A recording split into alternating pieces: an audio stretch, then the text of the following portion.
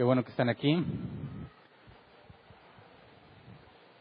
Espero que estén aquí de corazón, con el corazón aquí, no pensando que deberían estar en la playa, de vacaciones, en otra cosa, la mente en otro lugar, porque vamos a estudiar lo que dejamos pendiente la semana pasada. La semana pasada estudiamos con respecto a la seguridad de la salvación, haciéndonos la pregunta de si se puede perder la salvación, ¿verdad?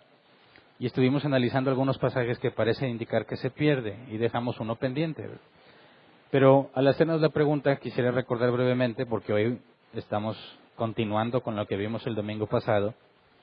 Dijimos que bíblicamente es imposible que pierdas tu salvación, porque la salvación no depende de ti. Reconocimos, sin embargo, lo que la Escritura enseña en cuanto a la apostasía, ¿verdad?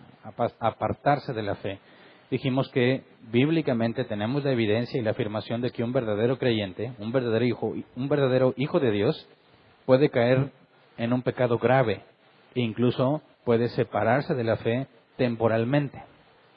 Vimos el proceso de la disciplina, como el último paso de la disciplina en la excomunicación se hace con la esperanza de que sea restaurado, ¿verdad? Lo que también afirmamos es que un hijo de Dios nunca caerá en forma definitiva. Es decir, reconocemos que hay caídas, pero que esas caídas son temporales. Ningún hijo de Dios caerá de forma definitiva. Si alguien cae de forma definitiva, esa es la evidencia de que no era hijo de Dios. Y el apóstol Juan lo explica de esta manera en 1 de Juan 2:19. Dice, aunque salieron de entre nosotros, en realidad no eran de los nuestros. Si lo hubieran sido, se habrían quedado con nosotros. Su salida sirvió para comprobar que ninguno de ellos era de los nuestros. Entonces dijimos que en cuanto a la salvación, si la tienes nunca la perderás. Si la pierdes es porque nunca la tuviste, ¿verdad? Entonces, entre los pasajes que estuvimos leyendo que parecía indicar que la salvación se perdía, lo que hicimos fue analizarlos con detalle, aplicando reglas simples de hermenéutica y encontramos que con una interpretación correcta armoniza con las promesas de Dios, ¿verdad? Armoniza con todos los pasajes que hablan de la seguridad de la salvación. Entonces no había ninguna contradicción. Propusimos o explicamos lo que era una contradicción lógica, ¿verdad? No puedes creer que algo es falso y verdadero al mismo tiempo. No puedes creer una afirmación y una negación en el mismo tiempo y en el mismo sentido. Y si la Biblia habla de que la salvación es segura y luego que no es segura o que es insegura, entonces hay una contradicción. Al analizar los pasajes que estudiamos, fueron como 7 pasajes, nos dimos cuenta que podemos interpretarlas sin ningún problema, de manera que armonicen con todos los demás pasajes bíblicos. Pero dejamos intencionalmente uno fuera. Hebreos 6, 4 al 6. Dice, es imposible que renueven su arrepentimiento aquellos que han sido una vez iluminados, que han saboreado el don celestial, que han tenido parte en el Espíritu Santo y que han experimentado la buena palabra de Dios y los poderes del mundo venidero. Y después de todo se han apartado. Es imposible porque así vuelven a crucificar para su propio mal al Hijo de Dios y lo exponen a la vergüenza pública. Por toda la evidencia que ya vimos, se puede llegar a la conclusión de que no puede estar hablando de los hijos de Dios, pero debido a que estos versículos, casi todo el capítulo 6, es la razón por la cual muchos son confundidos o muchos se les dificulta entender estos pasajes o tratar de armonizarlos con todos los que vimos que hablan de la seguridad de la salvación. Bueno, lo amerita que analicemos con detalle lo que está en Hebreos 6. Para que nos sirva, ¿verdad? Es decir, si encontramos una contradicción lógica en la Biblia, no podemos confiar en la Biblia. Porque si la Biblia es la palabra de Dios y Dios es el Logos, no puede haber contradicción lógica, ¿verdad? Entonces, aceptar una contradicción implicaría descartar toda la Escritura. Entonces, no se trata de ver cómo nos libramos de esas contradicciones o cómo nos escapamos de ellas, sino analizar con detalle y mostrar que no hay contradicción. Entonces, nuestro objetivo el día de hoy es entender quiénes son los iluminados. El nombre del tema es aquellos una vez iluminados. Y nuestro objetivo es determinar si esos que fueron iluminados y se apartaron eran verdaderos creyentes o no lo eran. ¿Me explico? Entonces, para empezar, vamos a orar así como estamos para poner esto en manos de Dios. Señor, ponemos en tus manos el estudio que vamos a hacer hoy.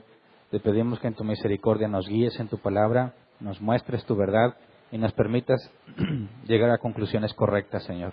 Enséñanos a escudriñar con diligencia, incluso los pasajes difíciles, como tú haces la advertencia, siendo ya, debiendo ser ya maestros, quizás algunos entre nosotros aún somos inmaduros.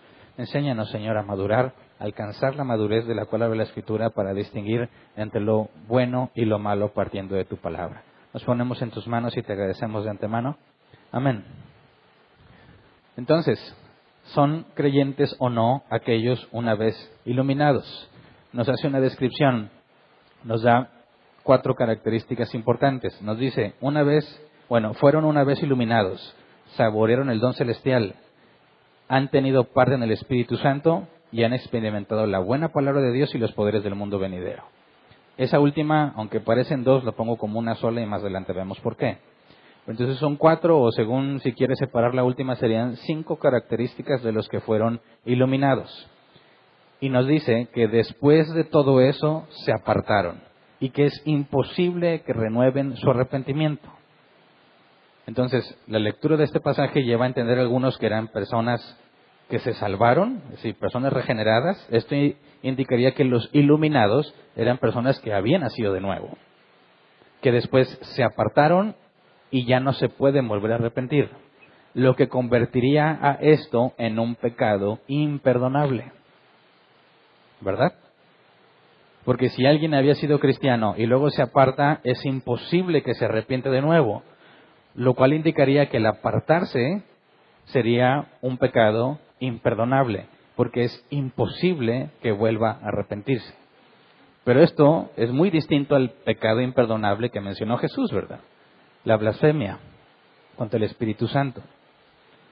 Entonces, nos habla efectivamente de un pecado imperdonable, un verdadero hijo de Dios que pecó y Dios dice, basta, eso no lo voy a tolerar, eso no te lo voy a perdonar, así que es imposible que te arrepientas. Ya habíamos estudiado que el arrepentimiento no es algo que nosotros hacemos, ¿verdad? El arrepentimiento, en la palabra griega metanoia, es un cambio de mente, un cambio interior. Y tú no te cambias a ti mismo. El arrepentimiento es algo que Dios concede.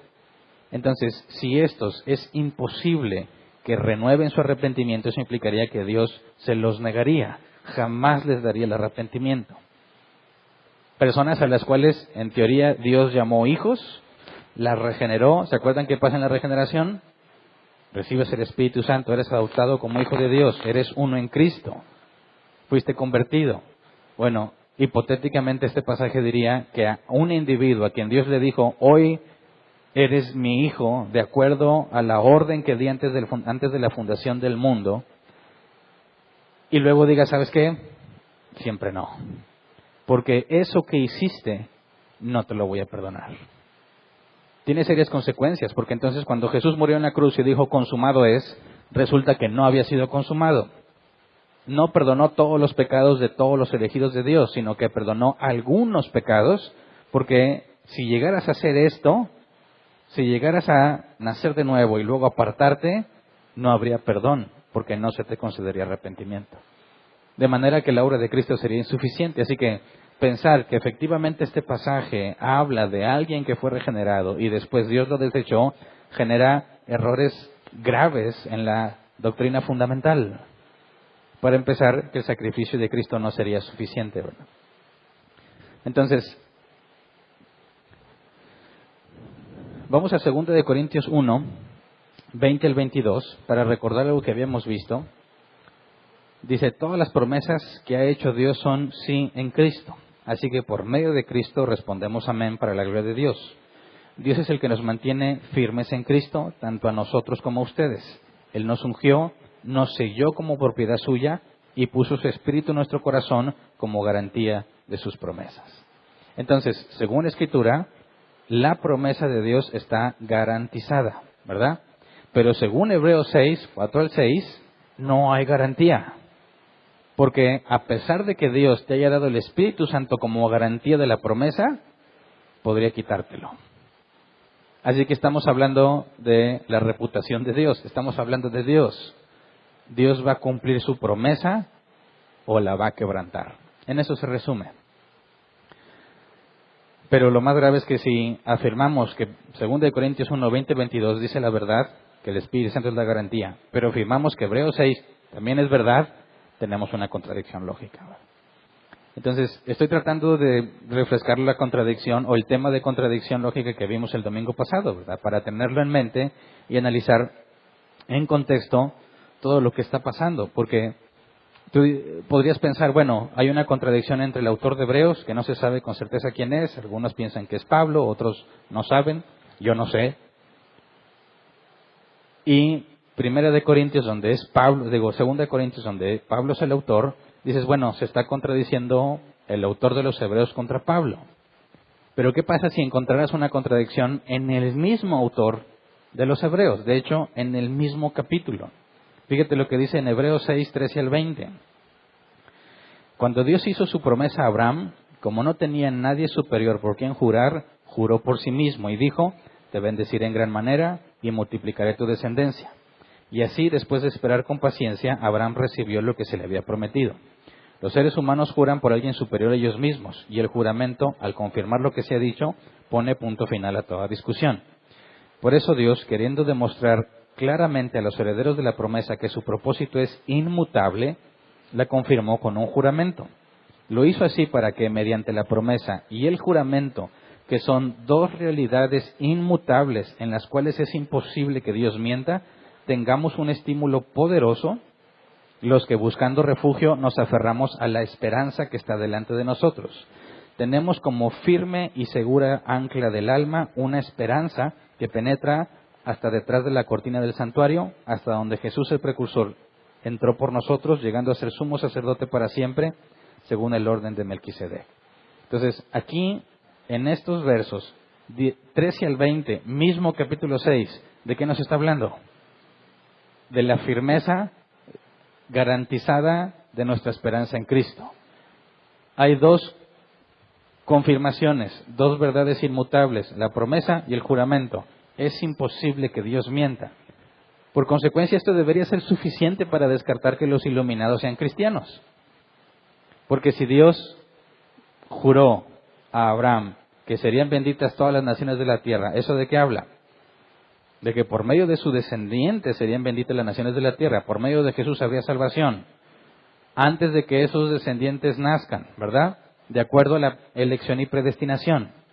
Y si Dios juró que se cumpliría, no dependía de Abraham ni de ningún otro.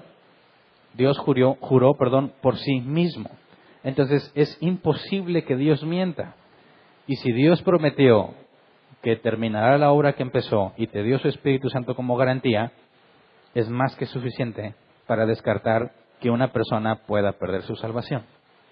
Ahora, notemos, ¿cómo es posible que el autor de los Hebreos, en el mismo capítulo, nos dijera, te puedes perder y ya no hay esperanza, y luego, pero no te preocupes, Dios va a cumplir su promesa? No se pueden las dos cosas al mismo tiempo, ¿verdad? O Dios cumple su promesa, o te pierdes, y si te pierdes es porque no cumplió su promesa. Entonces, si alguien se aferra a decir que sí se pierde la salvación partiendo de Hebreos 6, tiene que tirar toda la Biblia a la basura, porque sería una contradicción muy clara contra lo que el propio autor dice. Entonces, considerando las propias palabras del autor, dado que mediante la promesa y el juramento es imposible que Dios mienta, y tenemos como firme y segura ancla del alma una esperanza, afirmamos, no se pierde. Pero entonces, ¿cómo explicamos quiénes son los iluminados? ¿Cómo llegamos a una conclusión? Podemos decir con relativa certeza con lo que hemos leído, no son cristianos, no eran y no lo fueron. Pero ¿cómo lo explicamos con más detalle? ¿Cómo lo podemos concluir en el texto? Porque hablar de estas 4 o 5 características en una persona no estás hablando de un pecador común y corriente, ¿verdad? Estás hablando de una persona especial o particular. Entonces vamos a leer el contexto de Hebreos para considerar 3 posturas principales a la hora de interpretar lo que está pasando aquí. ¿Está hablando de los que fueron iluminados como verdaderos cristianos? Yo creo que no, pero hay una postura que asegura que sí, y al mismo tiempo asegura que la salvación no se pierde. Y quiero platicarlas con ustedes. Yo no estoy de acuerdo con esa postura, pero es válida. Quizás a alguno de ustedes le haga sentido. Pero antes de llegar a estas tres posturas, vamos a considerar el contexto en Hebreos 5, 11 al 14, un capítulo anterior. Recordemos que el original no está separado en capítulos ni versículos, ¿verdad? Es un solo texto corrido. Entonces, cuando en el versículo 1 del capítulo 6 nos dice, por tanto, hay que ver lo que pasó atrás, ¿verdad? El capítulo 6 nos habla de la conclusión de lo que dijo antes. Entonces, en Hebreos 5, 11 al 14 dice, sobre este tema tenemos mucho que decir, aunque es difícil explicarlo, porque a ustedes lo que les entra por un oído, les sale por el otro. En realidad, a estas alturas ya deberían ser maestros y, sin embargo, necesitan que alguien vuelva a enseñarles las verdades más elementales de la palabra de Dios. Pausa. Si dice, a estas alturas ya deberían ser maestros, esto nos indica que no son nuevos, ¿verdad? No está hablando con personas recién convertidas, no. Son personas que ya tienen tiempo y ya deberían de ser maestros. ¿Cuánto tiempo es necesario para poder ya ser un maestro? No se especifica. Pero no creo que esté hablando de un año, ¿verdad? Alguien que empieza a caminar en las cosas de Dios durante un año le dice, ¿tú ya deberías ser maestro? Dices, no, todavía le sigue diciendo, eres como bebecito, ¿verdad? Está chiquito. Hay mucho que estudiar. Pero el autor les dice, ya deberían ser maestros. Y cuando dice, ya deberían, entonces la pregunta es, ¿por qué no lo son? Por negligentes. Fíjate, el ser maduro tiene que ver con la santidad, y la santidad ya vimos que es sinergia, ¿verdad? Dios hace una parte y tú haces otra. ¿Es posible que seas negligente en tu vida de santidad? Claro. Entonces, los que están leyendo la carta, a quienes se les explica quiénes sean los iluminados, son personas que han sido negligentes, que ya tienen suficiente tiempo como para estar enseñando asuntos difíciles, pero por su negligencia no tienen la capacidad. Versículo 13 dice, el que solo se alimenta de leche es inexperto en el mensaje de justicia, es como un niño de pecho. En cambio, el alimento sólido es para los adultos, para los que tienen la capacidad de distinguir entre lo bueno y lo malo, pues han ejercitado su facultad de percepción espiritual. Entonces, cuando nos habla de madurez, específicamente, ¿a qué se refiere? Distinguir entre lo que es bueno y lo que es malo, lo que es verdadero y lo que es falso, partiendo de la Escritura, ¿verdad? Todo lo que es bueno es aquello que está en armonía con la naturaleza de Dios, ya lo habíamos estudiado. Lo que es malo es lo que es opuesto a Dios. Entonces, si quieres distinguir qué es lo bueno y qué es lo malo, necesitas necesariamente conocer a Dios. ¿Cómo conoces a Dios? Por medio de la Escritura. Si eres negligente en el estudio de la Biblia, eres incapaz de discernir entre lo bueno y lo malo, ¿verdad? Entonces, fíjate, les está diciendo, ustedes ya deberían distinguir con facilidad lo que es verdadero y lo que es falso, ¿verdad? ¿Te acuerdas cuando estabas en otra doctrina? ¿Por qué te creías todo y por qué pensabas que era correcto? Por esto mismo, ¿verdad? Por la negligencia. No conoces la Escritura, lo que vengan y te digan, te lo crees, porque lo ignoras completamente. No tienes ningún punto de referencia, no tienes nada contra qué compararlo, y lo poco que sabíamos de Biblia, te lo enseñaron mal. Entonces, dices, qué bárbaros estos hebreos, pero ahí andábamos, ¿verdad? Estábamos en las mismas condiciones. No teníamos la capacidad de distinguir entre lo verdadero y lo falso por nuestra negligencia, por nuestra ignorancia. Y estos están en la misma situación que nosotros estuvimos años atrás. Así que no los veas como gente rara. Identifícate. Imagínate que tuvieras la oportunidad, que nadie niega que habías nacido de nuevo, pero tenías una doctrina pésima y el apóstol Pablo o el autor de la carta a los Hebreos tuviera la oportunidad de hablar contigo. ¿Te diría esto mismo? Ustedes debiendo ser ya maestros. Yo invertí 13 años en doctrinas falsas. ¿Con 13 años debía ser ya maestro? Claro, pero no lo era por ignorante. ¿Por qué estaba tan ignorante? Por la negligencia. Estos son los hebreos. Los destinatarios de la carta han sido negligentes. Y Pablo les dice, ya deberían de saber mucho más, pero no lo saben.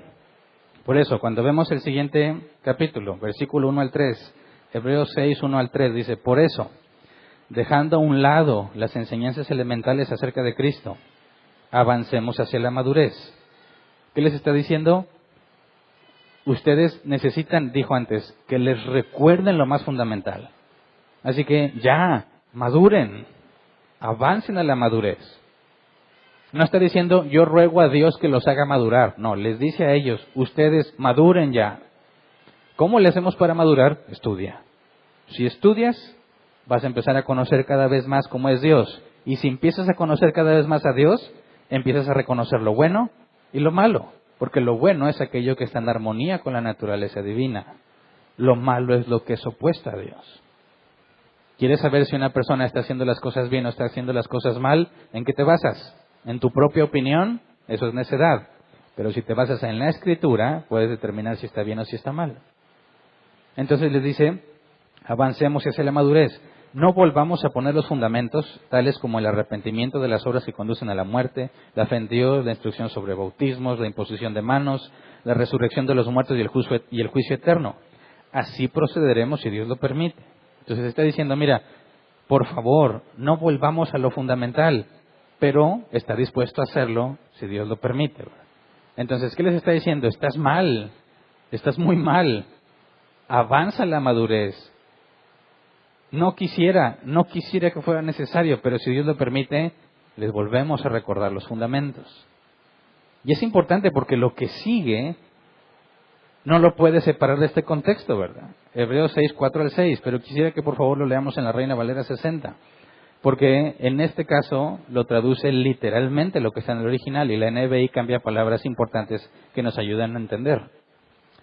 Hebreos 6, 4 al 6 dice, porque es imposible que los que una vez fueron iluminados y gustaron del don celestial y fueran hechos partícipes del Espíritu Santo, y asimismo gustaron de la buena palabra de Dios y los poderes del siglo venidero, y recayeron, sean otra vez renovados para arrepentimiento, crucificando de nuevo para sí mismos al Hijo de Dios y exponiéndolo a vituperio. Entonces, dices, caray, a ver, ¿quiénes son estos que ya sabían, pero se fueron? El autor le dijo a los hebreos, ustedes ya sabían, pero han sido negligentes. Se les tiene que recordar lo fundamental que ya sabían. ¿Habían sido iluminados o no? Y para empezar, ¿qué es eso, verdad? ¿Qué es ser iluminado? El punto es imposible que renueves o que seas renovado para arrepentimiento si ya había sido iluminado. Así que, ¿qué significa ser iluminado? ¿Qué significará gustar del don celestial? Podemos sacar distintas opiniones. Lo importante es ir a ver qué dice el original, ¿verdad? ¿Cuáles son las palabras griegas que nos hablan de esto y tratar de entenderlo a la luz de la Escritura? Porque nuestra pregunta es, ¿estos iluminados serán creyentes o no? Así que cuando dice que es imposible, adunatos, incapaz, impotente, imposibilidad, no se puede. Dijimos, si alguien afirma que se pierde la salvación, tiene que renunciar a la idea de que la puede recuperar, ¿verdad? Porque la doctrina que a mí me enseñaron y la vimos el domingo pasado es que puedes perder la salvación, pero luego te la puedes volver a ganar, ¿verdad? Si te arrepientes. Entonces la pierdes, pero si te arrepientes la recuperas. Y si vuelves a pecar gravemente la pierdes, pero si te arrepientes la recuperas. Y es un toma y quita, toma y quita y toma y quita y depende cómo te mueras. ¿Se acuerdan? Ahora, si partes de este pasaje, eso no es posible. Si eras hijo de Dios y te fuiste, dice, es imposible que te arrepientas de nuevo. Entonces tendríamos que incluso desechar esa teoría por este mismo pasaje que tratan de usar a su favor. Pero bueno, cuando dice que es imposible es que los que habían sido iluminados, la palabra es fotizó, iluminar, traer a la luz. Veamos cómo se usa esta palabra en otros pasajes, por ejemplo en Juan 1:9. Dice, esa luz verdadera, la que alumbra a todo ser humano, venía a este mundo. Y ahí la palabra alumbra es la misma. ¿Qué es entonces haber sido iluminado según este pasaje? Fíjate bien, alumbra a todo ser humano. ¿Todo ser humano es un cristiano? No. ¿Puede haber personas iluminadas que no son cristianas? Pues según este pasaje sí, porque Jesús alumbra, ilumina a todo ser humano. Pero vamos ahora a 1 Corintios 4:5. Él sacará a la luz lo que está oculto en la oscuridad y pondrá al descubierto las intenciones de cada corazón. Sacar a la luz es la palabra esta, fotizó. ¿De qué habla o a qué se refiere con sacar a la luz? Manifestar la verdad. ¿Está hablando aquí de cristianos o no? Aquí no hay ningún contexto de si eres salvo o no. Está diciendo que Dios va a sacar a la luz, va a manifestar la verdad. Efesios 1:18. Pido también que les sean iluminados los ojos del corazón para que sepan a qué esperanza Él los ha llamado. Y aquí se está hablando de cristianos. Y está pidiendo a Dios que los ilumine. Entonces, si fuiste iluminado una vez, ¿permaneces iluminado en todo aspecto? No, porque aquí dice que específicamente sean iluminados los ojos del corazón. O sea, aquí la palabra corazón es entendimiento. Para que sepan a qué esperanza los ha llamado. Entonces, ¿qué significa iluminarte en cierto tema? Conocer la verdad, comprenderlo. Hebreos 10:32. Después de haber sido iluminados, sostuvieron una dura lucha y soportaron mucho sufrimiento. Y aquí sí está hablando de personas genuinamente convertidas.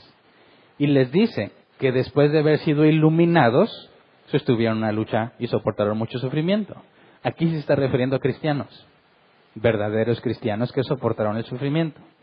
Por último, Salmo 119:130, que obviamente está en hebreo y ahí no va a aparecer la misma palabra, pero quisiera que leamos, dice, la exposición de tus palabras alumbra, hace entender a los simples. O no, la Septuaginta, la traducción de hebreo, de hebreo a griego, utiliza la palabra fotizó. ¿Y qué se refiere aquí? La exposición de tu palabra alumbra el conocimiento de la verdad. Entonces, ¿qué es un iluminado en términos bíblicos? ¿Es necesariamente un cristiano? No. Es todo aquel cristiano o no cristiano que se le haya dicho la verdad, que se le haya expuesto la verdad, que conociera la verdad. Entonces, si yo hablara con alguien que no es creyente y le hablo del Evangelio y le digo Jesucristo, Dios encarnado, vino y vivió sin pecado durante todo su ministerio y toda su vida terrenal. Y después murió injustamente, pero para el perdón de nuestros pecados. Y Dios lo resucitó y fue llevado al cielo y está sentado a la diestra del Padre. ¿Qué estoy haciendo con esa persona? La estoy iluminando. ¿Por qué? Porque le estoy dando a conocer la verdad, estoy exponiéndole la verdad. Entonces, estos una vez iluminados, ¿está hablando exclusivamente de cristianos? No, está hablando de todo aquel que haya conocido la verdad. ¿Me explico? Luego cuando dice, gustaron del don celestial, gustaron se traduce así, probar, comer, y el don celestial es regalo. Gustaron un regalo, experimentaron un regalo. ¿Qué significará eso? ¿Habla de cristianos? ¿O de cualquier persona en general? Por ejemplo, los israelitas en el desierto. Dios les dio un regalo muy interesante, el maná, ¿verdad? El maná no era como algo simplemente que pudo haberse generado por algún proceso meteorológico, porque caía del cielo. Porque sabía que si el día en que lo recogían no era un día previo al reposo, caducaba. Pero si lo recogías un día previo al sábado, te duraba 2 días. Era selectivo, ¿verdad? Depende de cuándo lo recogías, es lo que iba a pasar con él, se echaba a perder o no. Pero mi pregunta esencial es, ¿todos los israelitas que comieron maná eran salvos? Claro que no. Todos gustaron del don celestial, mas no todos eran cristianos, ¿verdad? En la iglesia, ¿alguno de ustedes ha gustado un don celestial? Es una pregunta capciosa, porque es tan común el hecho, pero al escuchar la frase don celestial, tendemos a imaginarnos que tiene que ser algo como sobrenatural, ¿verdad? Más si te pongo el ejemplo del maná. ¿Alguno de ustedes ha probado algún don celestial? Levante su mano. ¿A qué sabe? Obviamente ya no estoy hablando de la literalidad de comértelo, Pero fíjate bien, si aquí se reúnen los hijos de Dios, ¿a qué vienen los hijos de Dios aquí? Además de adorar al Señor, a poner sus dones al servicio de los demás. Si Dios me diese a mí el don de la enseñanza y tú te sientes a escucharme, ya estás probando un don celestial. Porque si Dios me dio ese don, no proviene de mí, viene del cielo. Si estás sentado y estás escuchando por las bocinas lo que se oye, alguien tuvo que emplear sus dones para que lo hicieras, para que lo pudieras escuchar a través de la infraestructura que tenemos, sea mucho o sea poca. Y estás beneficiándote, probando un don. Cuando te reciben los sugieres que usan su don de servicio, estás probando el don celestial que Dios depositó en ellos. Entonces, ¿alguien que prueba un don celestial es forzosamente un cristiano? No, cualquier incrédulo que entre va a probar los mismos dones celestiales que cualquiera de nosotros. ¿Verdad? Siguiente. Fueron hechos partícipes. Gracias. Fueron hechos partícipes del Espíritu Santo. ¿Qué significa partícipe? La palabra metokos, socio, asociado, partícipe, compañero. ¿Cómo puede alguien ser socio del Espíritu Santo? Vamos a una aplicación de esta palabra en Lucas 5:7. Dice, entonces llamaron por señas a sus compañeros de la otra barca para que los ayudaran. Aquí la palabra partícipes, o en griego metokos, es compañeros. Entonces cuando leemos partícipe o la NBI, tuvieron parte, nosotros en nuestro idioma y en nuestro contexto nos imaginamos a como que me dieron un poco de él, ¿verdad? Pero cuando dice, le hablaron por señales a sus compañeros, ya no tiene sentido en nuestra aplicación, ¿verdad? Como les dieron un poco a sus compañeros, no, está hablando de, cuando nos dice la NBI o la Reina de los 60 de ser partícipe, te habla de estar en compañía de, tener un compañero. Le hablaron a sus compañeros que los ayudaran. Hebreos 1:9. Has amado la justicia y odiado la maldad. Por eso Dios, tu Dios, te ha ungido con aceite de alegría, exaltándote por encima de tus compañeros. Otra vez aquí está la palabra, compañeros. Hebreos 3:1. Por lo tanto, hermanos, ustedes que han sido santificados y que tienen parte en el mismo llamamiento celestial, consideren a Jesús apóstol y sumo sacerdote de la fe que profesamos. Y tienen parte es la palabra. Ahora, aquí sí está hablando de algo sobrenatural. Aquí está hablando de tener a Cristo.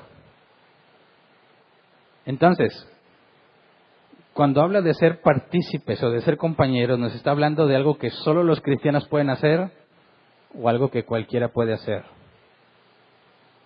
¿Qué opinas? Hebreos 3:14. Hemos llegado a tener parte con Cristo. Ahí sí habla de tener parte en Él. Hebreos 12:8. Si a ustedes se les deja sin la disciplina que todos reciben, entonces son bastardos y no hijos legítimos. Y aquí la palabra reciben es metokos. Entonces, hay pasajes donde se refiere a algo que solo los cristianos pueden hacer, como tener parte con Cristo. Y hay otros donde cualquier persona puede hacer, el tener compañerismo con alguien. Entonces, tener parte en el Espíritu Santo o con el Espíritu Santo significa que solo los creyentes lo pueden hacer. Y dices, pues esa está compleja, ¿no? ¿Cómo te imaginas a un no creyente siendo compañero del Espíritu Santo? Yo entiendo que esta puede ser complicada, aunque no se refiere a eso y ahorita lo demuestro en un momento más. Pero veamos la otra característica, que gustaron de la buena palabra de Dios y los poderes del siglo venidero. ¿Cuáles son los poderes del siglo venidero, bíblicamente hablando? Para empezar, ¿cuál es el siglo venidero? Estamos en el último siglo, ¿verdad? En los últimos tiempos. Pero esperamos uno venidero. ¿Cuál es ese venidero? El reino de Cristo, ¿verdad? El reino milenial. Dice, a los que está hablando del reino venidero o del siglo venidero, desde nuestra perspectiva actual, tendríamos que hablar del milenio, ¿verdad? Pero vamos a Isaías 35, 5 al 6. Dice, se abrirán entonces los ojos de los ciegos y se destaparán los oídos de los sordos. saltará el cojo como un ciervo y gritará de alegría la lengua del mudo, porque aguas brotarán en el desierto y torrentes en el sequedal. ¿A qué siglo se refiere este? Al último siglo, al que ya estamos, al ministerio terrenal de Cristo. Jesús dijo que se había cumplido estas profecías. Entonces, desde la perspectiva del autor de los Hebreos, está hablando de alguien que probó los poderes del siglo venidero. ¿De cuál habla? ¿Del reino milenial de Cristo o del ministerio terrenal de Cristo? El siglo que empezó desde que Cristo cumplió con las profecías.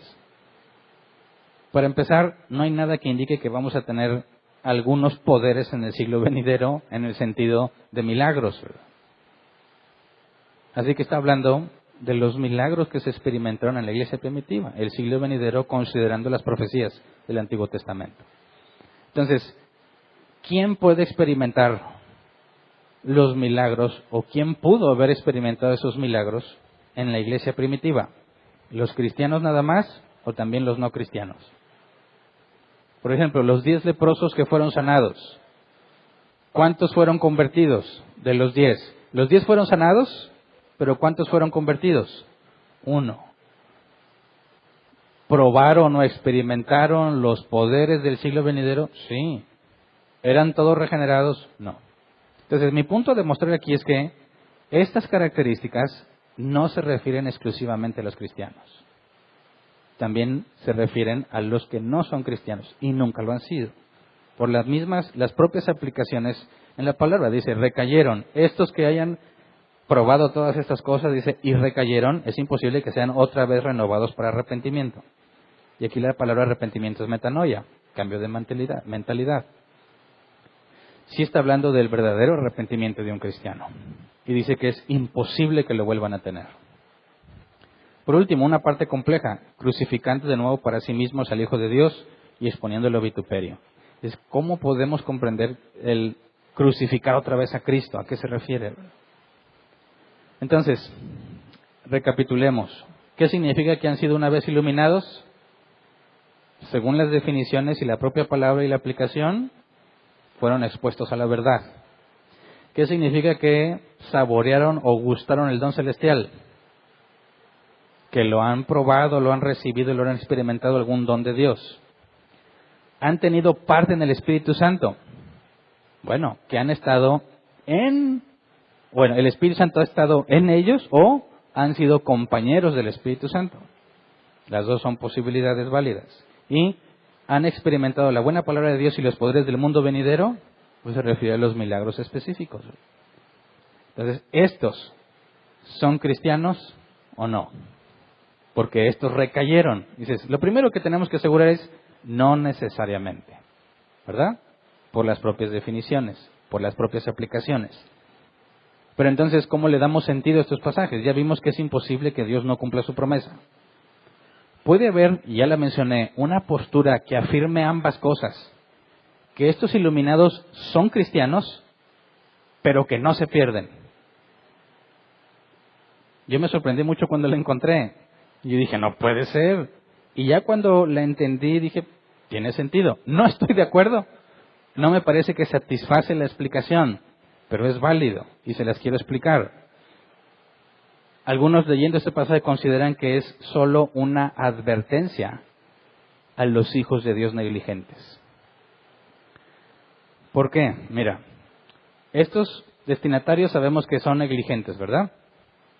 No han estudiado. No deben de ser, no son lo que deberían de ser porque no han hecho lo correcto. Entonces dice los que sostienen esta postura, el autor de la carta a los Hebreos les está advirtiendo, recordándoles algo que es imposible que suceda. ¿Cuál es la imposibilidad de la cual habla estos pasajes? Es imposible que si te apartas seas otra vez regenerado. Dice, eso es imposible. Dice, en eso consiste la advertencia, en recordarles que solo tienen una opción, o maduras o no hay de otra. Por ejemplo, vamos a Hebreos 10, 26 al 31. Misma carta, una advertencia clara. Hebreos 10, 26 al 31 dice, si después de recibir el conocimiento de la verdad, pecamos obstinadamente, ya no hay sacrificio por los pecados, solo queda una terrible expectativa de juicio, el fuego ardiente que ha de devorar a los enemigos de Dios.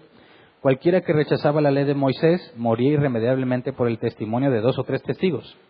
¿Cuánto mayor castigo piensan ustedes que merece el que ha pisoteado al Hijo de Dios, que ha profanado la sangre del pacto por la cual había sido santificado y que ha insultado el Espíritu de la gracia?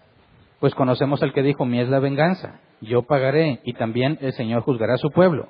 Terrible cosa es caer en manos del Dios vivo. Ahora, esto significa que efectivamente Dios, después de llamarte hijo, te puede decir: ahora eres mi enemigo. No, no está hablando de eso, pero está advirtiendo sobre el castigo que vendrá sobre aquellos que niegan la gracia. ¿A quién se lo está diciendo? A los destinatarios de la carta, a los cristianos. Pero ¿es esto una comprobación de que Dios puede rechazarte? No, es una advertencia de todo aquel que considere apartarse de las cosas de Dios, confiando en que puede regresar. ¿Has conocido a alguien así o alguna vez te pasó eso por la mente? Me voy a tomar unas vacaciones del Señor y luego ya después me arrepiento. ¿Te ha pasado? Y dices: no, pues quizás no tanto unas vacaciones, pero te aseguro que en todo pecado piensas eso. ¿Sí o no? ¿Cuántas veces has pecado diciendo: me voy a condenar por este pecado que voy a cometer? ¿Alguien? No. Todas las veces que decidiste pecar lo hiciste confiando en que te vas a arrepentir. ¿Sí o no? ¿Sí o no? Bueno, después le pido perdón a Dios, ¿verdad? ¿Qué es lo que dice Pablo? Bueno, no es Pablo, el autor de los Hebreos. Es imposible que el que ya sabía y se vaya al mundo sea otra vez renovado. ¿Entiendes el sentido de esta postura en cuanto a un recordatorio, una advertencia? Eso que planeas hacer no se puede porque es imposible. Es decir, el pasaje no está hablando sobre la posibilidad de que te pierdas, sino que es un recordatorio de que eso que has decidido hacer, ir a pecar y después regresas, esa mentalidad de que yo me puedo ir al mundo al cabo que Dios me renueva, dice: eso no es así. O eres de Dios o eres del mundo. No puedes estar fluctuando entre dos partes. Es imposible que si te entregas a las cosas del mundo, es imposible que pienses que Dios te puede renovar. ¿Significa que perdiste la renovación que tenías? No. No hay excusa. No puedes decir: voy a empezar de nuevo después. Dios ni se va a acordar, como si hubiese un nuevo inicio. No, eres responsable de lo que haces y lo haces con pleno conocimiento. Esa mentalidad es lo que esta postura trata de decir, es lo que plasma el autor ahí, diciendo que es imposible que los iluminados se hayan arrepentido otra vez. No está hablando sobre la posibilidad de que suceda, sino de que es imposible el concebir algo de eso. Puede ser válido, pero no sé tú, pero a mí no me satisface. Y digo: no, hay mucho detalle como para que sea nada más una advertencia simple, ¿verdad? Además me parece que es mucho lo que se requiere para explicar cómo funciona, ¿verdad? No es una conclusión simple. Y cuando tú tienes distintas posibilidades, distintas conclusiones, distintas soluciones, por regla se considera que la más simple es la más apropiada, ¿verdad? Y me parece que resulta muy complejo tratar de comunicar la advertencia sin asegurar que efectivamente es imposible que se renueve. Pero bueno, es posible. Conozco algunos personajes que tienen doctrina bíblica que están en esta postura y que no consideran un problema comprenderla. Quizás el problema es mío y me resulta difícil comprenderla, pero quería que la conocieran, ¿verdad? Tú puedes tomar esta postura si te parece. Oye, ¿qué opinas de los iluminados? No es más que una advertencia. Bueno, ahí me cuentas cómo te fue cuando se lo trates de explicar a alguien. Esa es la primera postura, donde afirma que los iluminados son cristianos, pero no está diciendo que se pierdan, ¿verdad?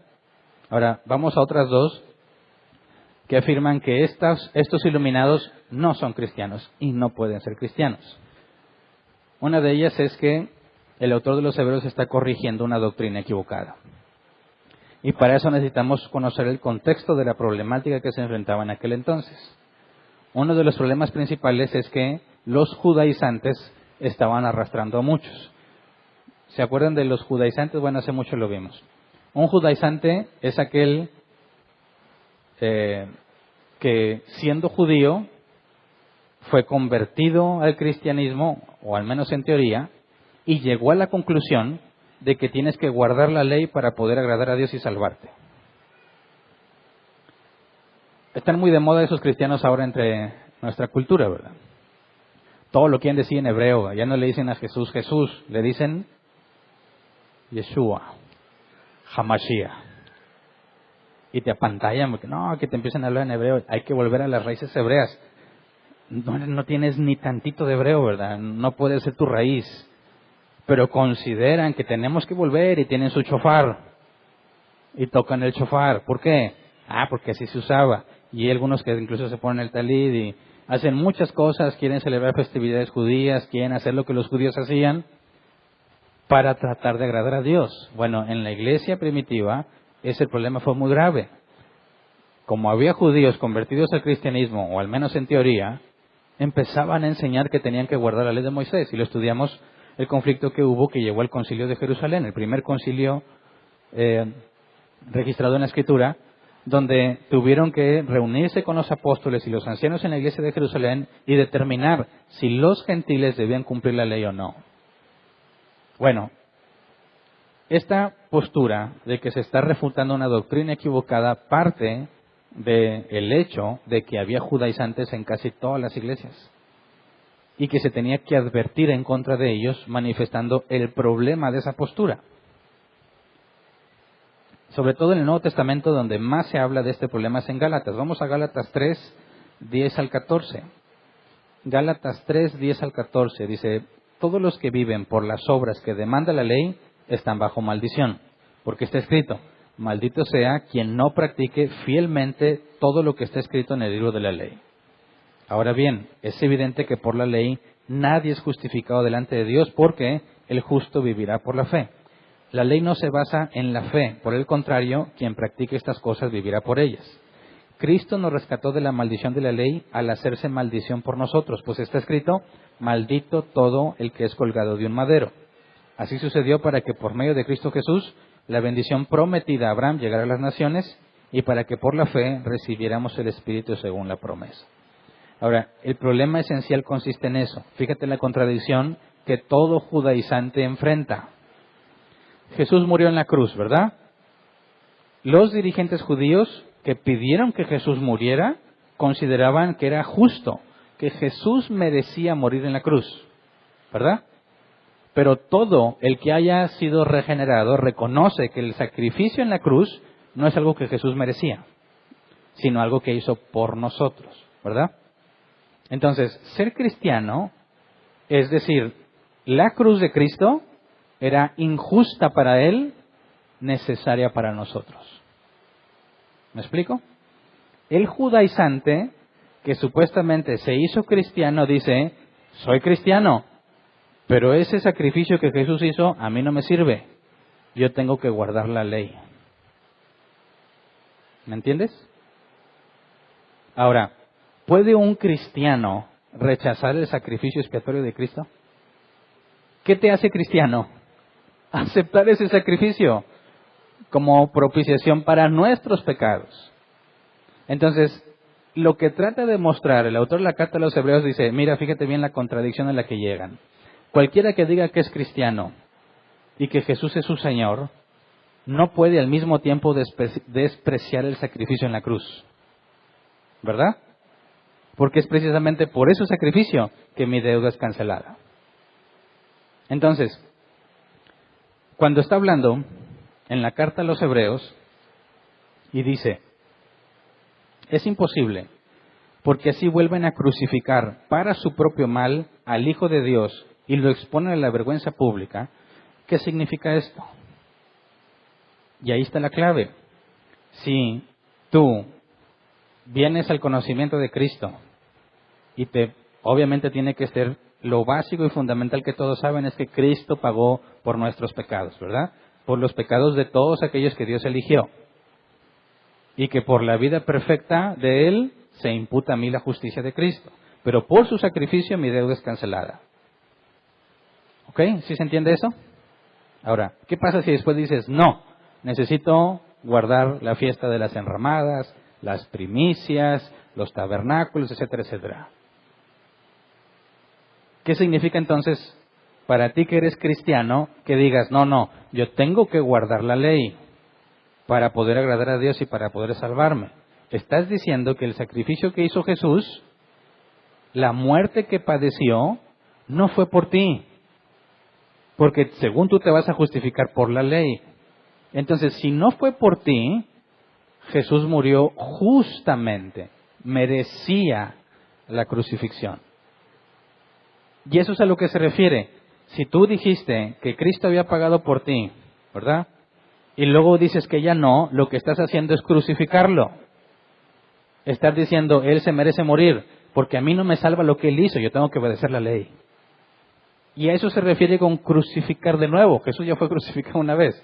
Pero quien se retracte y diga que realmente el sacrificio de Cristo no paga lo de Él, sino que Él tiene que pagar lo suyo propio, está haciendo exactamente lo mismo que los dirigentes judíos. Es decir, este no es el Hijo de Dios. Este merece morir. Y a eso se refiere con crucificarlo nuevamente. Entonces, cuando habla de la imposibilidad, estaría diciendo la postura de los judaizantes. Es imposible que si fuiste iluminado, que si probaste el don celestial, que si tuviste parte con el Espíritu Santo, que si probaste los poderes del siglo venidero y desprecies la cruz pensando que vas a vivir por la ley, es imposible que seas renovado. O sea, jamás naciste de nuevo. No puedes despreciar a Cristo de esa manera y decir que eres cristiano. Es imposible, es contradictorio. Y bueno, en cierta manera tiene sentido. De manera que estos iluminados no eran cristianos, ¿verdad? Pero tampoco me convence tanto. Yo digo, sí explica muchas cosas. Pero ¿estará hablando precisamente nada más de mostrar una contradicción lógica o nos está describiendo a individuos en particular? Y por eso es la tercera postura. Se refiere a personas que eran iluminadas, mas no eran regeneradas. ¿Conoces ejemplos así en la Escritura? El más clásico, Judas. ¿Judas fue iluminado? Claro, se le expuso toda la verdad del Evangelio.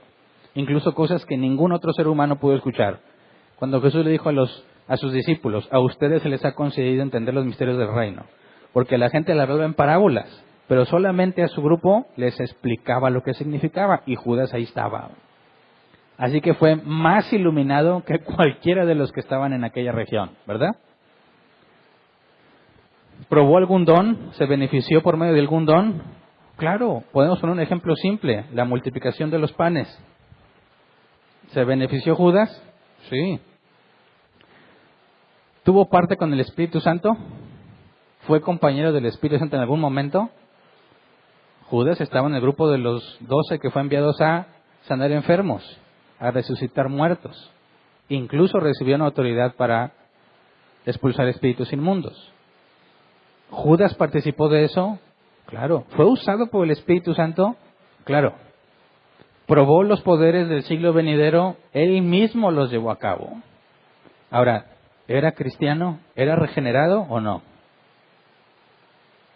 No. Juan 17:12, Jesús habla de él. Mientras estaba con ellos, los protegía y los preservaba mediante el nombre que me diste. Y ninguno se perdió, sino aquel que nació para perderse, a fin de que se cumpliera la Escritura. Judas no fue un cristiano que perdió su salvación. Fue alguien que nació para perderse. ¿Qué significa eso? Que no fue elegido para salvación. ¿Verdad? Este pasaje en Hebreos 6 nos está hablando de personas como Judas. Eso es lo que yo concluyo. Personas que, al igual que Ananías y Zafira, eran tomados por verdaderos cristianos. ¿Y qué pasó con ellos? Demostraron que no, ¿verdad? Al Antiguo Testamento también hay Balaam, profeta de Dios. ¿Y qué tenía de convertido Balaam? Nada. Por amor al dinero, le dio la solución a Balac para que hiciera tropezar a los israelitas. Aún en Apocalipsis se alerta sobre la doctrina de Balaam. Pero ya había dicho que íbamos a hablar de Saúl. Si no entiendes que es un iluminado, lee Saúl y concluyes que la salvación se pierde.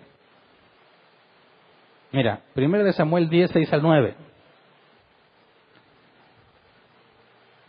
Dice, entonces el Espíritu del Señor vendrá sobre ti con poder, y tú profetizarás con ellos, y serás una nueva persona. Cuando se cumplan estas señales que has recibido, podrás hacer todo lo que esté a tu alcance, pues Dios estará contigo.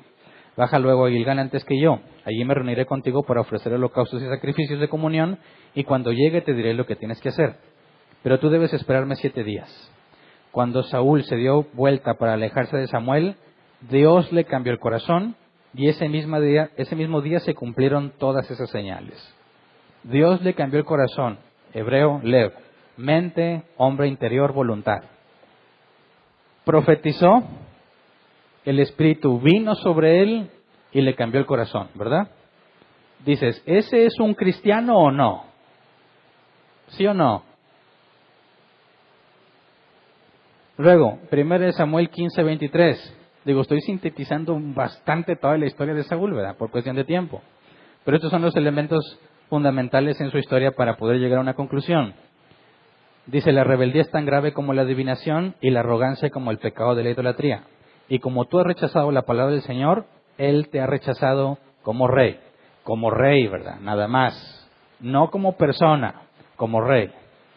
Dios lo hace rey.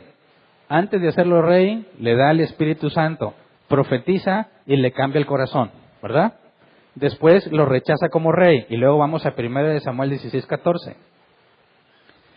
El Espíritu del Señor se apartó de Saúl y en su lugar el Señor le envió un espíritu maligno para que lo atormentara. Y este es un rechazo en lo personal. Le quita el Espíritu Santo. Ahora, dicen algunos, ¿ya ves que sí? ¿Qué opinas?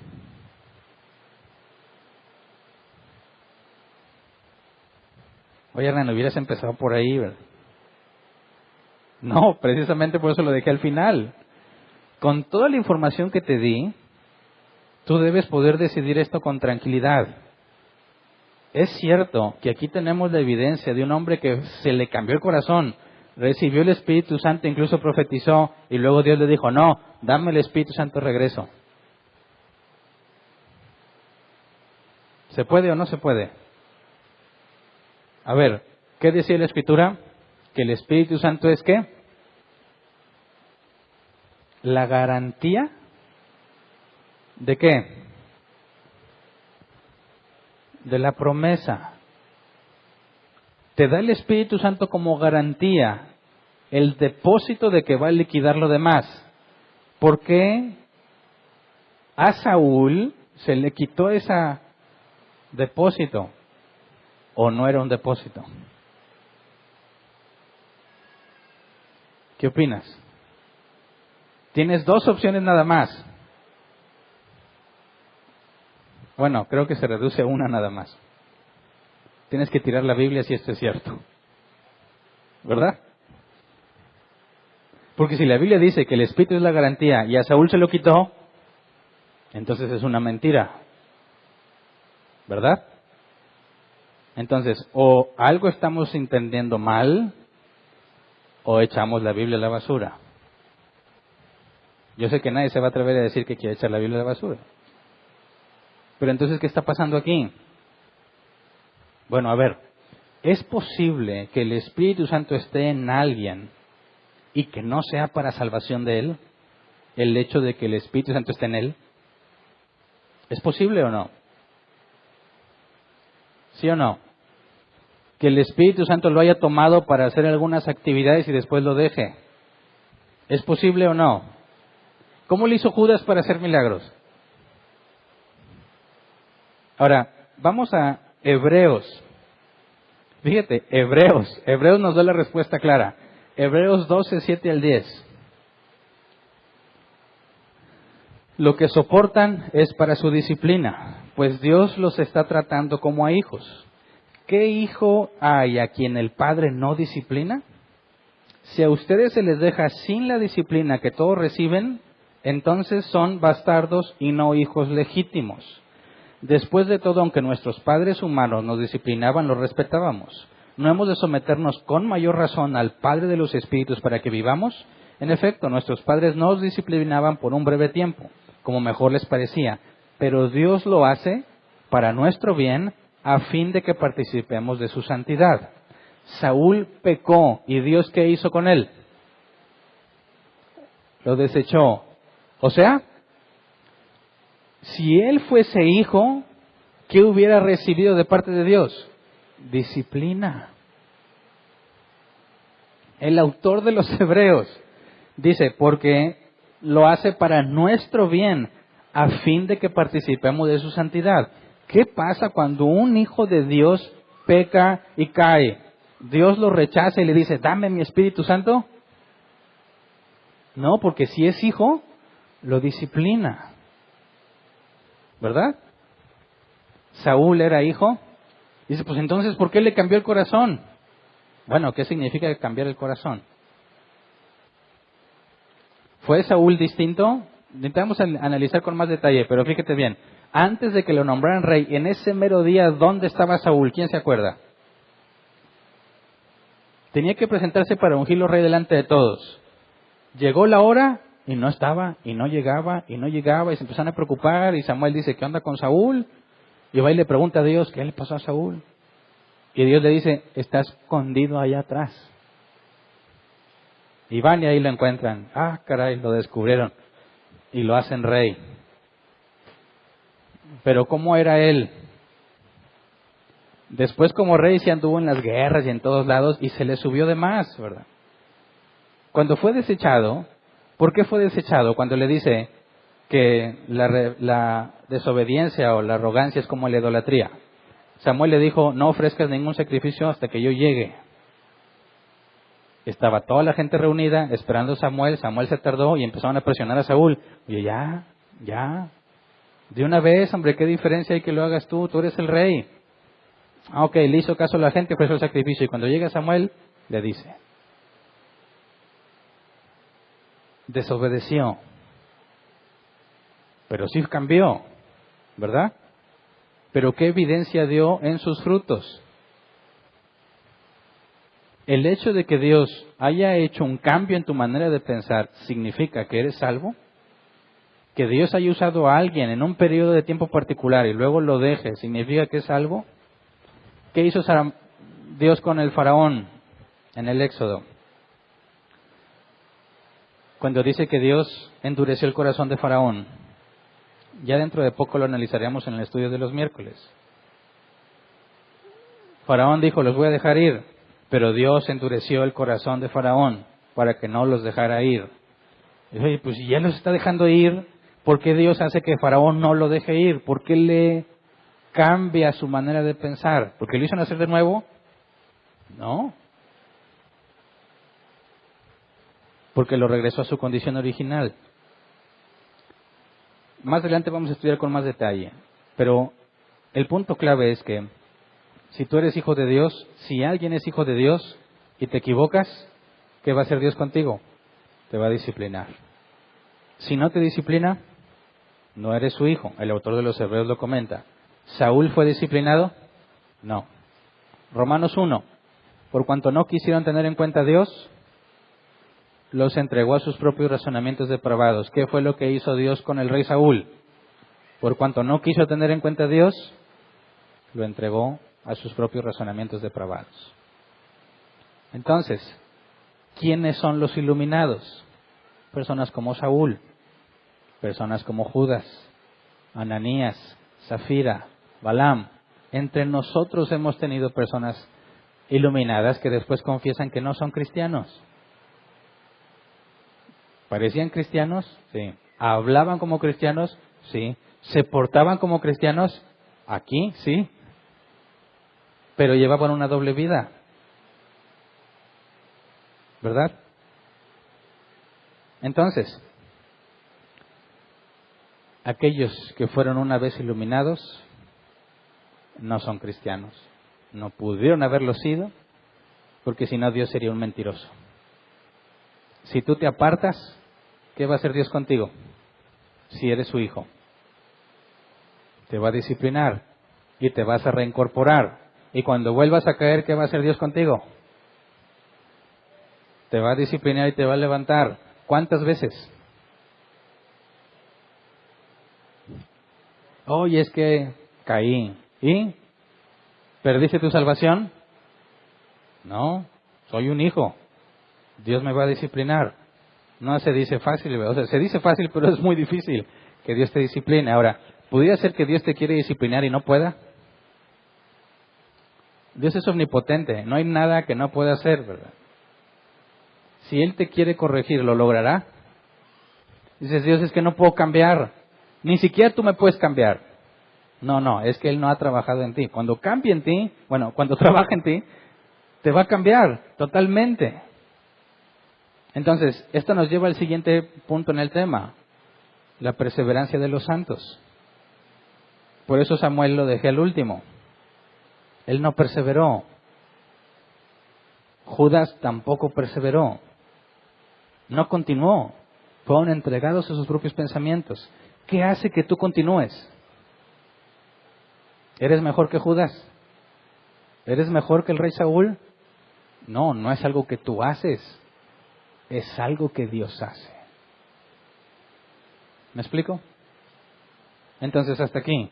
Los que fueron iluminados nunca nacieron de nuevo y lo demuestran cuando se apartan y caen definitivamente. Si alguien cae y había sido iluminado y Dios lo restaura, ese sí era hijo. ¿Cómo lo sabes? Por la disciplina. Alguien cae definitivamente es porque Dios no lo disciplinó. Y si no te disciplina, no eres su hijo. ¿Me explico? ¿Qué hace Dios para que sus hijos perseveren? Eso es lo que vamos a estudiar, si Dios quiere, el próximo domingo. Porque si realmente eres hijo de Dios, tienes que decir, eso es lo que me pasa a mí. Pero bueno, si has llegado hasta aquí, después de tantos errores, desde que naciste de nuevo, y sigues esforzándote por agradar a Dios de acuerdo a los principios bíblicos, tienes la evidencia de arrepentimiento. ¿Has pecado gravemente alguna vez? Seguramente sí. ¿Dios te permitió dejar ese pecado atrás? Si tu respuesta es sí, ahí está el arrepentimiento. Ahí está la disciplina. Una forma más de saber que somos hijos de Dios, por su disciplina. Entonces vamos a ponernos de pie y vamos a orar.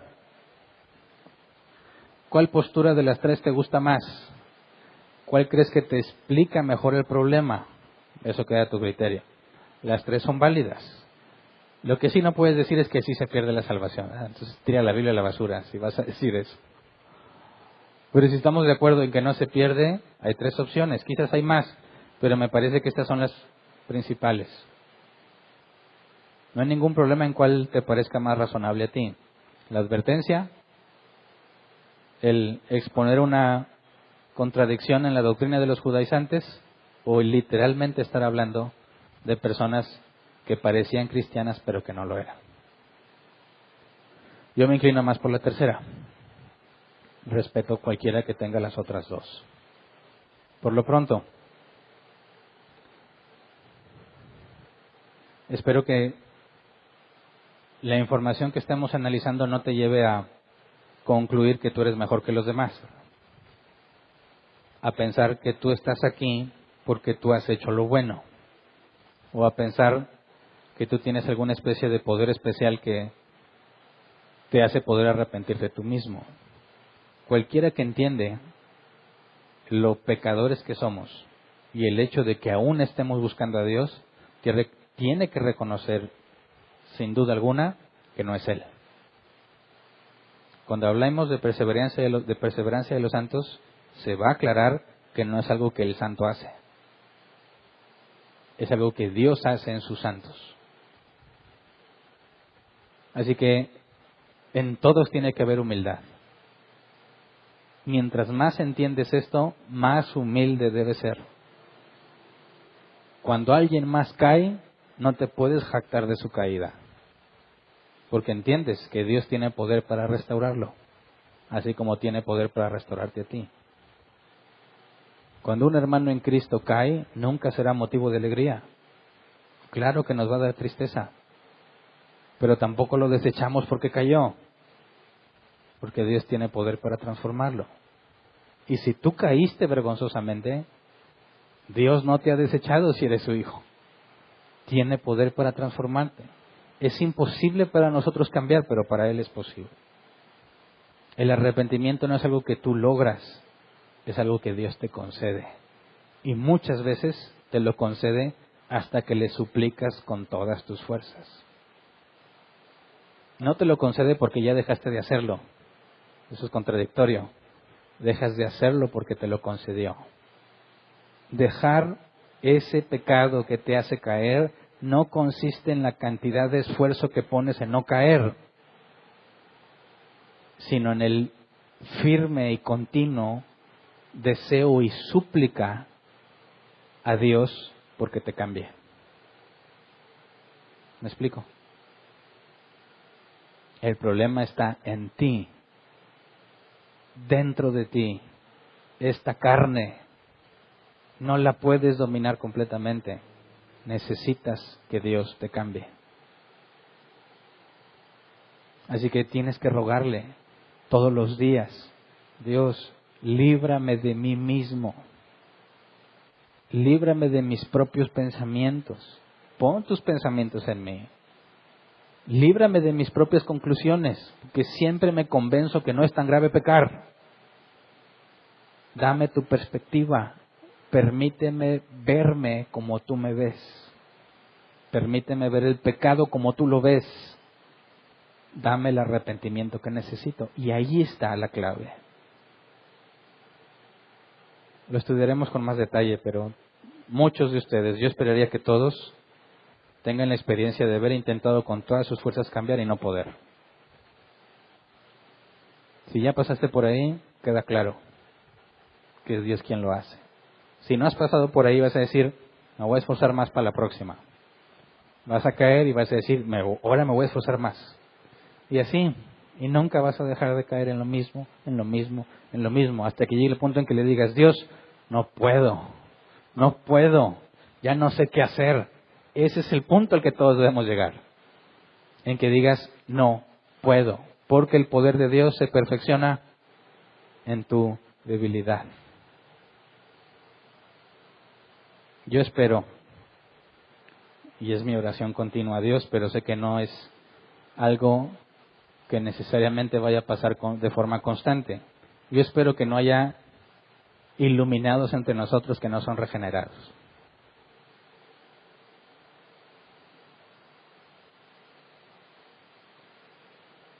Pero es inevitable, ¿verdad? Así que el que piense estar firme, dice la Escritura, mire que no caiga. No por miedo, sino porque si realmente fuiste regenerado, siempre vas a estar buscando no caer. Pero tengamos tolerancia unos con otros, ¿verdad? Tolérenme cuando peco. Yo los tolero a ustedes. Pídanle a Dios que me cambie. Yo le pido a Dios que ustedes los cambien. No nos pongamos ninguno de nosotros en un pedestal, porque el único que debe estar en alto es Jesús, ¿verdad? No existe tal cosa como mi reputación en Cristo. Todos pecamos. Aprendamos a vernos como somos, con los pies en la tierra todos, ¿verdad? Si estamos aquí es porque Dios nos ha sostenido. Y si Él ha decidido sostenernos, aquí seguiremos, ¿verdad? Por lo demás, a nosotros nos corresponde la humildad. Así que vamos a orar. Señor, enséñanos a comprender por medio de tu palabra la enorme necesidad que tenemos de ti. Enséñanos a ver que no podemos depender de nosotros mismos. No importa cuán motivados o cuánto empeño pongamos, Señor, en no cometer errores, está fuera de nuestro alcance. Enséñanos a ser sabios en la manera en que caminamos todos los días para buscar de ti, Señor, lo que necesitamos. Buscar de ti, además del perdón y la restauración, el arrepentimiento. Enséñanos a caminar como a ti te agrada, Señor. Y cada que me equivoque, te ruego, cada que nos equivoquemos, corrígenos, disciplínanos. No nos entregues a nuestros propios pensamientos.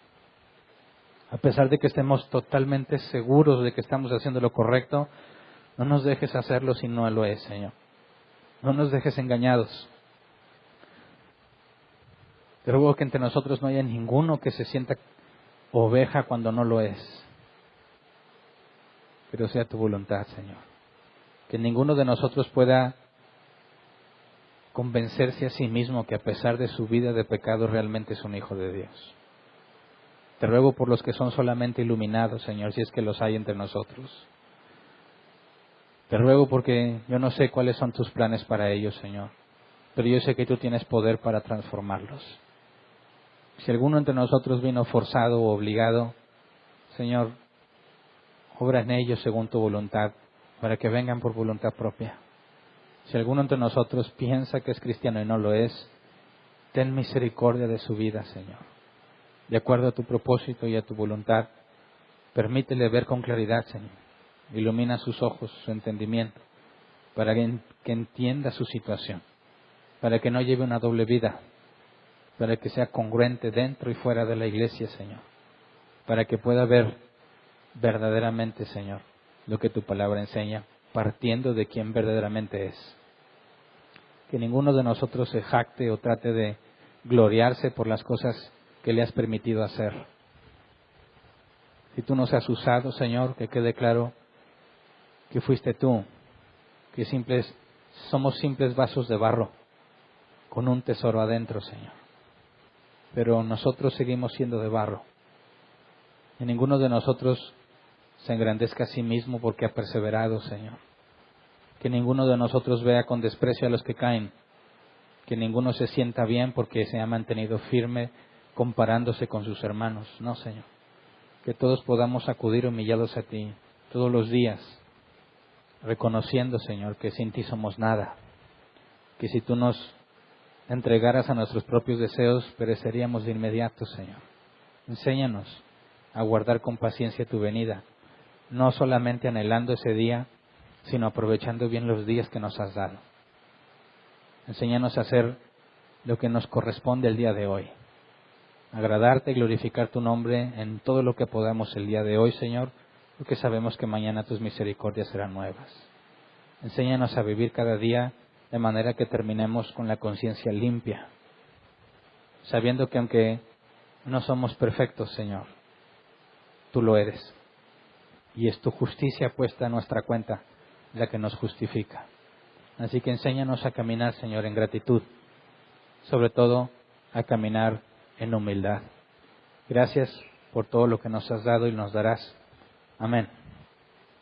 Pueden sentarse.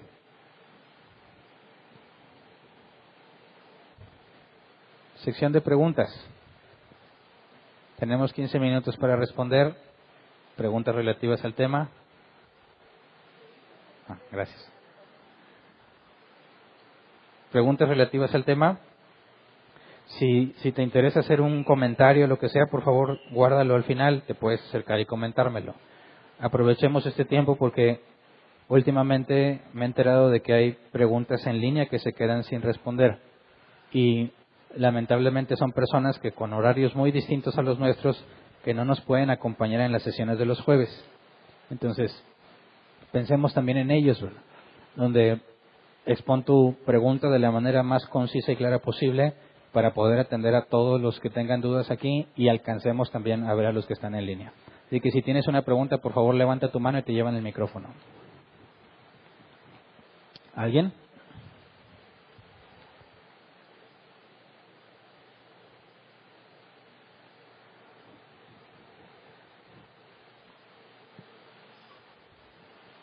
Sí. Buen día. Pastor, ¿se escucha? Sí. ¿Cuál es el sentido que le podemos dar entonces a la palabra en el versículo que estuvimos estudiando hoy cuando dice y recayeron? ¿A qué hace referencia esa palabra cuando dice y recayeron? Sí, creo entender, gracias a Dios, todo lo que has explicado y Pero entonces, ¿cuál sería el sentido que le podemos dar?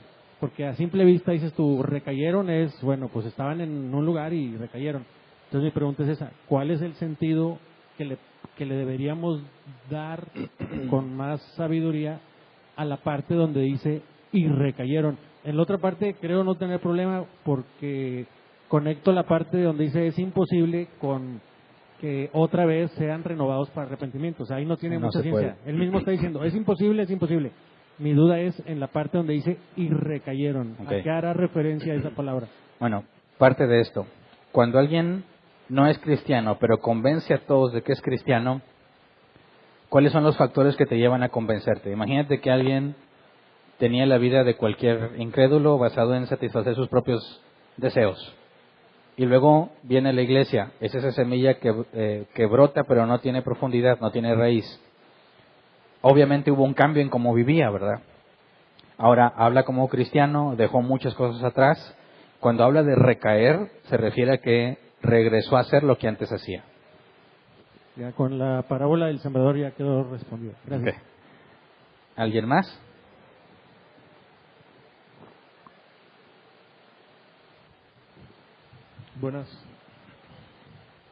Buenas tardes. Sí.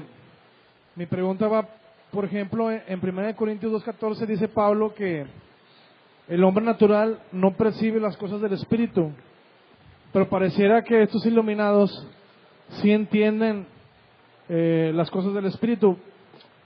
Mi pregunta es si hay alguna contradicción aquí.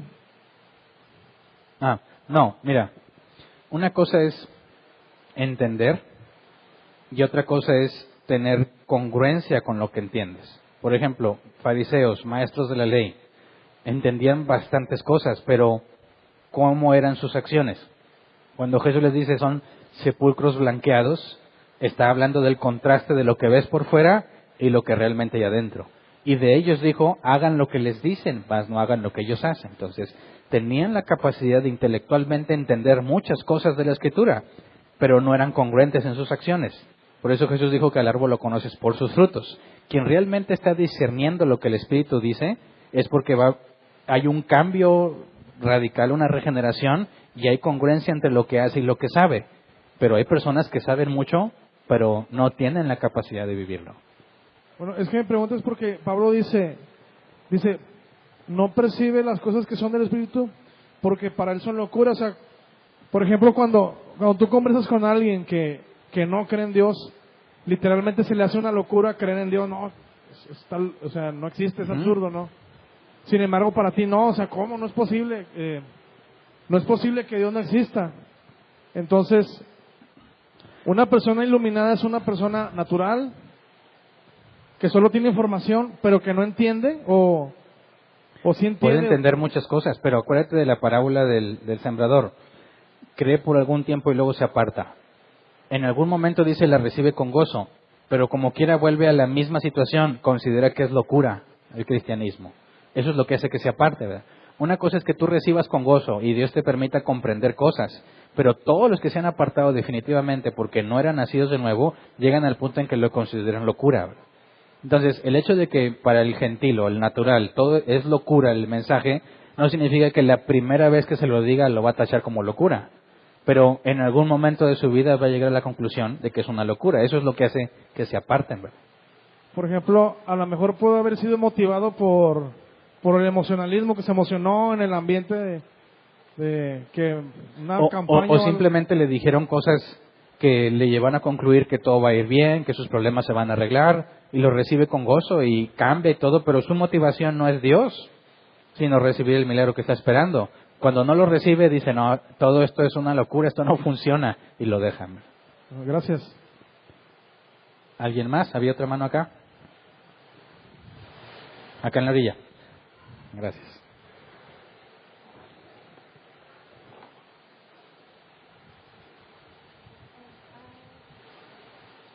Sí.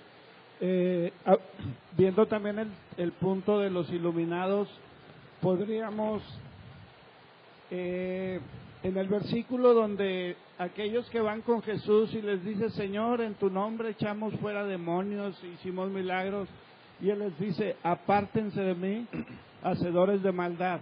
podría caer esos iluminados que, sintiéndose por lo que hacían, porque tuvieron el Espíritu Santo, disfrutaron del don de Dios, caería ahí también ese... Claro, son iluminados, nada más que esos no se apartaron, ¿verdad? Esos quedaron hasta el fin y hasta el fin se les cae su engaño, ¿verdad?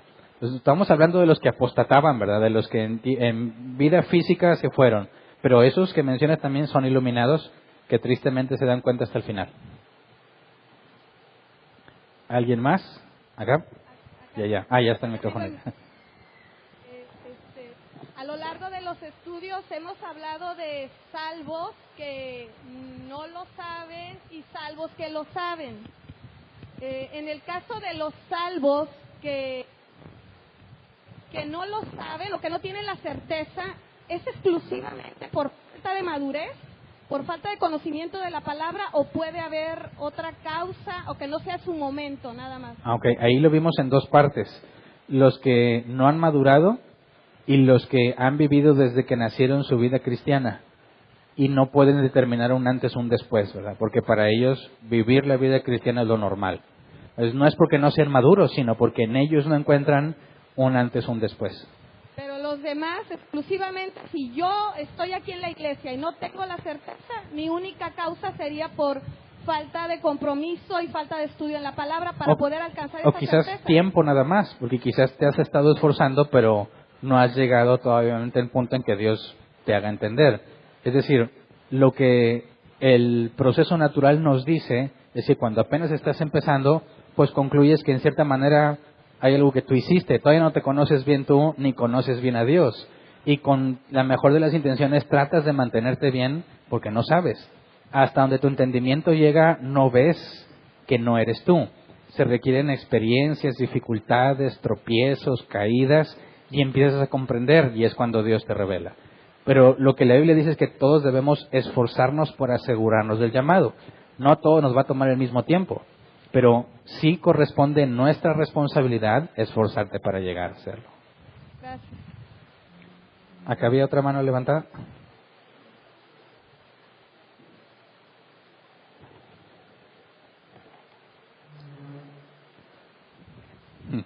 Ya, perdón.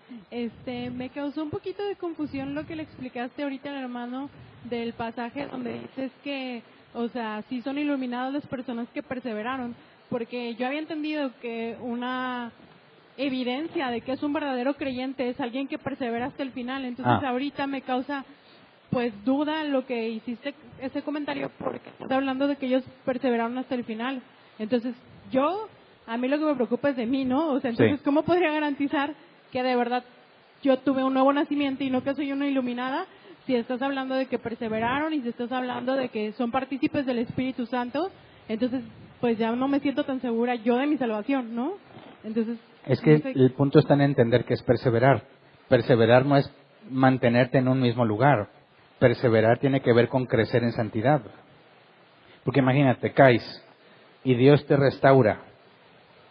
Significa que avanzaste, ¿verdad? Aprendiste más. Esa restauración implica que no vuelves más a ese pecado. Por consecuencia, creces más en santidad. Cada vez que tienes un problema, cada vez que caemos, cada vez que aprendemos algo, empiezas a avanzar. Entonces, la perseverancia es lo que hace Dios con nosotros cuando caemos y nos restaura. Pero no te deja exactamente como estabas para que lo sigas haciendo. Porque esa restauración implica que hubo un cambio en ti. De manera que empiezas a perseverar en el sentido de que estás avanzando. Estos iluminados que llegan hasta el final se convencieron a sí mismos de que lo eran, pero no porque perseveraban, porque ni siquiera tenían santidad. Jesús les dice: apartaos de mí, hacedores de maldad. Entonces hay una diferencia enorme entre perseverar y mantenerse engañado pensando que eres algo que no eres. La perseverancia, que si Dios quiere analizamos el próximo domingo, tiene que ver con ese esfuerzo, ese avance, ese crecimiento que debe de tener todos los hijos de Dios. ¿Me explico? Gracias.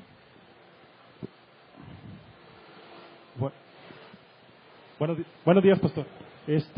Mi pregunta es más relacionada a la disciplina. En cuanto a los hijos y los que no son hijos de Dios, mencionaste el caso de Saúl. Ahí entendemos que a pesar de que todo lo que Dios hizo con él, parece ser que pues no fue salvado y no lo disciplinó, lo dejó hacer lo que él quisiera. Pero también existe el caso de David, En la diferencia de David, yo veo que en David sí hubo disciplina por parte de Dios, pero hubo consecuencias que en la vida de David mostraron hechos totalmente diferentes, desde que haber perdido el hijo hasta haber terminado solo, ¿verdad? Sin el cariño de su familia.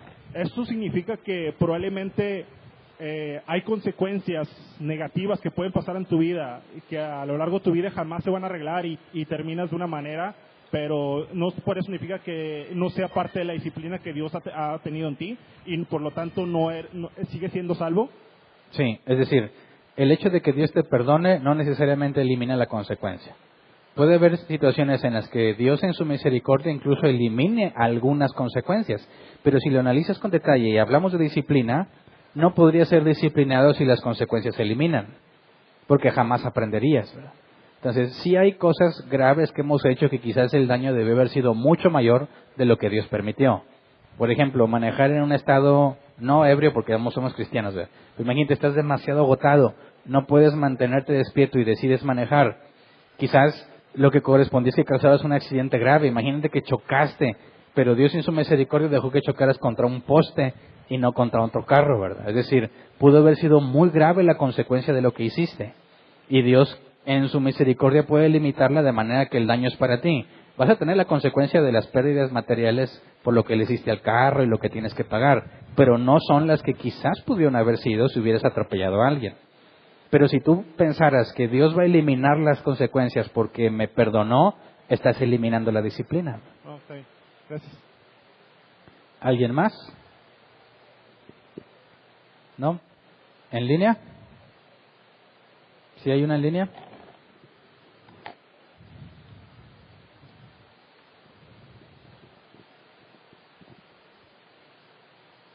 Sí, buenas tardes. Dice, pastor, ¿puede existir la posibilidad que si un justo cae por un tiempo, Dios no lo discipline? Lo digo por la soberanía de Dios. Sí, lo vimos con David.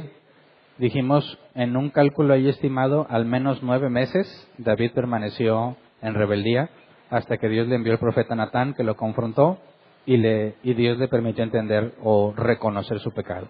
Es posible que un verdadero hijo de Dios caiga y Dios no le dé el arrepentimiento hasta después de cierto tiempo. Sí, nada más era una pregunta. Gracias. Ok. Aquí hay aquí quiere aprovechar los últimos 2 minutos.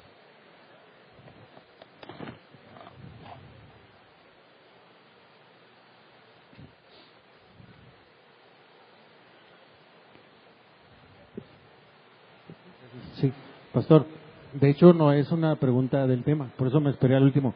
Pero hay varias semanas, es muy difícil que vea a todos mis hermanos porque trato de sentarme adelante, pero hay varias semanas que he traído en la mente, a muchos, pero no he visto al hermano, creo que se llama Luis, que está en alabanza, y su esposa creo que se llama Nayeli. Digo, no sé, a lo mejor no los he visto, ahí están atrás. Sí, ahí están. Ahí están, ok. Bueno, saludos Luis y Nayeli. Y dije, a lo mejor ya no están yendo y por eso quise preguntar. Ahorita los saludo entonces. Gracias. Bueno. Es todo entonces, ¿verdad? Sí, hay una, alcanzan a entrar. Bueno, buenas tardes ya. Acerca de la pregunta en línea, como la respuesta fue que David se tardó 9 meses. Al menos 9 meses. ¿Hay un tiempo específico o puede ser hasta que muera? No hay nada en la Escritura que diga cuánto tiempo. Dios trata con cada persona de manera diferente, ¿verdad? Pero yo le rogaría a Dios que no me dejara ni 2 minutos, ¿verdad? Mucho menos 9 meses. Gracias. Ahora sí, ya no alcanzamos otra con 30 segundos, así, aquí hay otra. Bien aprovechados los 15.